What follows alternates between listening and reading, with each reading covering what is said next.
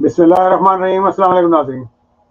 नाज़रीन, पाकिस्तान जब बना तो लगता था कि ये बहुत एक मजबूत और एक अजीम सल्तनत है और इस दुनिया के अंदर पाकिस्तान के साथ जो कुछ हो रहा था, ऐसे लोग जो कायद-ए-आज़म ने दिए थे, कायद-ए-आज़म के साथी थे और खराबियाँ उस वक़्त भी पैदा हो रही थी, लेकिन पाकिस्तान एक उस तरक्की की तरफ जा रहा था जिसकी बुनियाद कायद-ए-आज़म मोहम्मद अली जिन्ना ने रखी थी।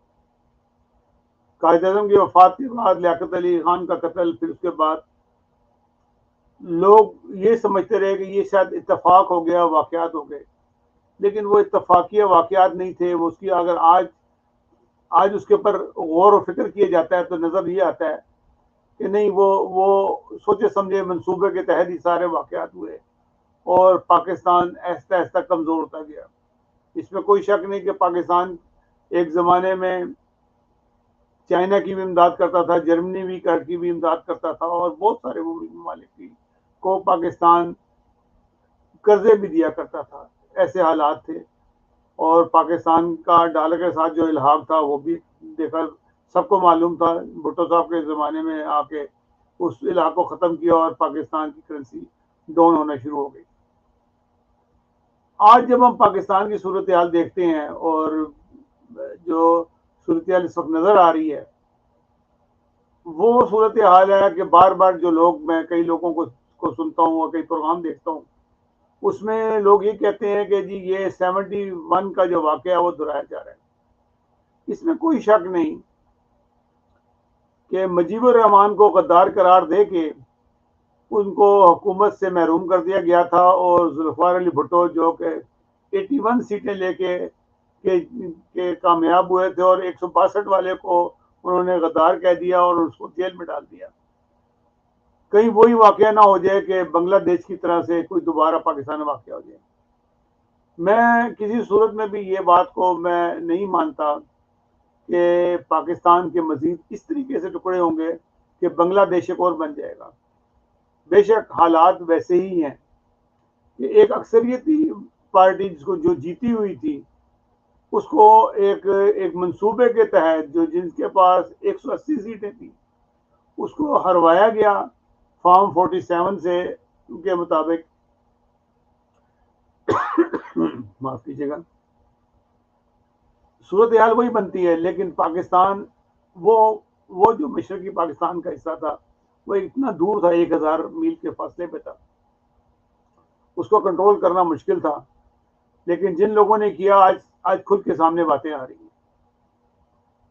वो बातें सामने आ रही हैं कि जो आप 76 ईयर में अगर आप देखें, 76 साल में कभी भी ऐसी बात कभी सामने नहीं आई कि किसी सियासी जमात ने या एंकर पर्सन या टीवी वाले या सहाफ़ी कोई इतनी खुल के बातें करते हों कि फ़ौज के खिलाफ सीधी-सीधी बात। यानी कि आज अगर आप देखें तो सबीना पाशा का मैं प्रोग्राम देख रहा था, उन्होंने भी खुल के कहा कि फ़ौज के पैगाम। फिर उसके बाद सबीना पाशा के अलावा मौलाना फजलुर रहमान, जो कि कहते हैं कि वो एक फ़ौज के पिट्ठू हैं, उनको देखा जाए तो उसका देखा जाए तो वो जिस तरह खुल के 9 मई के की तकरीर में सामने आए हैं और उन्होंने सीधे-सीधे इल्ज़ाम लगाया। उन्होंने कहा जी मैं तुम्हें मानता ही नहीं, फौजी हो तुम तो फौजी वर्दी पहन के सियासत कर रहे हो। और इतने खुल के, जबकि हालांकि सबको पता है इस बात का कि फौज को जो सी है हमेशा फजलुर रहमान की पुष्ट के हुआ करती थी। आज फौज जो सी है वो जो सी अगर फजलुर रहमान को किसी वजह से नहीं जिताया तो वो फजलुर रहमान के खिलाफ हो गया। फजलुर रहमान क्योंकि एक ऐसी चीज है जो हमेशा हुकूमत में रहते थे। फजलुर रहमान के वालिद साहब कहते थे कि शुक्र है कि मैं इस गंदे काम में, गुनाह में शामिल नहीं था। और आज फजलुर रहमान कह रहे हैं पाकिस्तान बना लिया है हम हैं, तुम तो हो ही नहीं। इसमें कोई शक नहीं, पाकिस्तान अवाम ने बनाया था, पब्लिक ने बनाया था। उस वक्त के मुस्लिम जो अक्सरियत थी उन लोगों ने वोट दिए थे। फौज का इन चीज़ों में दखल नहीं होता। फौज तो उसके बाद फौज के हिस्से हो गए कि कुछ हिस्सा जो इस इलाके की फौज थी वो इधर आ गई और इंडिया की तरफ दूसरे लोग चले गए और वो माइग्रेट हो गए बहुत सारे। आज सूरत हाल ये है कि पीटीआई फौज के खिलाफ तो नहीं बात करती, लेकिन उनका जवाब देती है। जो ISPR के जनरल साहब ने जो जो प्रेस कॉन्फ्रेंस की, उसका जो जवाब दिया गया, वो जवाब सुन के हैरान होते हैं कि ऐसा भी पाकिस्तान में कभी होना था कि फौज को ऐसे ललकारा जाएगा।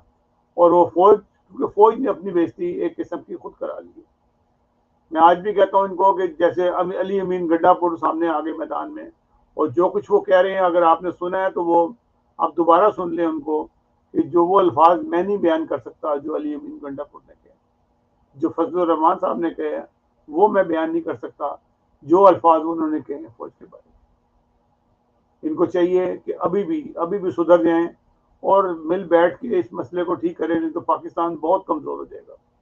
पाकिस्तान पे इतने बुरे बुरे झटके लगने वाले हैं, हालात लगने वाले हैं। हमारे वजीर आजम साहब वर्ल्ड इकनॉमिक फोरम में गए हैं और वहां जाके जो कुछ उन्होंने कहा है, भीख भी मांगी और कहा कि हमने हमें जो पहले कर्जे दिए थे वो हम दे भी नहीं सकते। जो हालात पाकिस्तान के अब बन गए हैं, उन हालात से निकलना बहुत जरूरी है। लेकिन ये जो मौजूदा हुकूमत है, ये इसको और बर्बाद कर देगी। इससे पहले जो केयर टेकर थे, जिस तरह उन्होंने बर्बाद किया पाकिस्तान के फंड को, जबरदस्ती गंदम खरीद के पाकिस्तान को वो कूड़ा खरीद के लेके आ गए और पैसे खा लिए। इस तरीके इन लोगों को इबरतनाक सजाएं देनी चाहिए, लेकिन कौन देगा? सिर्फ और सिर्फ वही लोग देंगे कि जो लोग मुहब्बे वतन है और इस मुल्क के अंदर आएंगे और अक्सरियत से आएंगे, वही इसको कर सकते हैं। क्योंकि जिन लोगों ने ये गंदम मंगाई है और जिन लोगों ने उसकी पुष्पनाई की है, वो तो सब मिले जुले लोग हैं, सब आपस में मिल बांट के उन्होंने तकसीम कर लिया है और पाकिस्तान को मजीद बर्बाद कर दिया है। ये दुनिया में किसी से भी कर्जा लेंगे, पाकिस्तान के अवाम तक नहीं पहुंचेगा और ये आपस में मिल बांट के खा लेंगे और पाकिस्तान को कमज़ोर से कमज़ोर कर देंगे। इतना कमज़ोर कर देंगे कि शायद पाकिस्तान को एक डिसेबल कंट्री बना देंगे। डिफॉल्ट कंट्री तो है, लेकिन उसको डिसेबल भी कर देंगे। इतनी बुरी तरह से डिसेबल करेंगे कि शायद पाकिस्तान एक माजूर मुल्क की तरह से दुनिया में शायद सरवाइव करता रहे। कोई मुल्क भी नहीं होगा कि जो इसको ले ले। गोद ले लेते हैं जिस तरह बच्चे को, तो शायद पाकिस्तान को गोद लेने वाले भी मौजूद ना हो। इतना बुरा हाल इन लोगों ने पाकिस्तान का कर दिया है, सिर्फ और सिर्फ ये उन नाअहल लोगों की वजह से कि जो 76 साल से एक सिस्टम को चला रहे थे। वो समझ रहे थे हम बड़े कामयाब हैं, हम गेम बना रहे हैं। आखिर एक दिन तो उसका अंजाम होना था और वो अंजाम बहुत करीब है और आप बहुत जल्द देखेंगे कि मजीद खराबियां पैदा होंगी। जब तक कि ये लोग एक दूसरे की बात नहीं सुनेंगे, आपस में बैठ के तय नहीं करेंगे, जब तक पाकिस्तान जो है दोबारा से तरक्की की राह पर नहीं चल सकता। तरक्की की राह पर चलने के लिए सबसे पहले ये जो एक घिनौना कानून बनाया हुआ है, इसको ख़त्म करें। नए तरीके से इंसानों वाले कवानीन बनाएं जैसे कि दुनिया में होते हैं।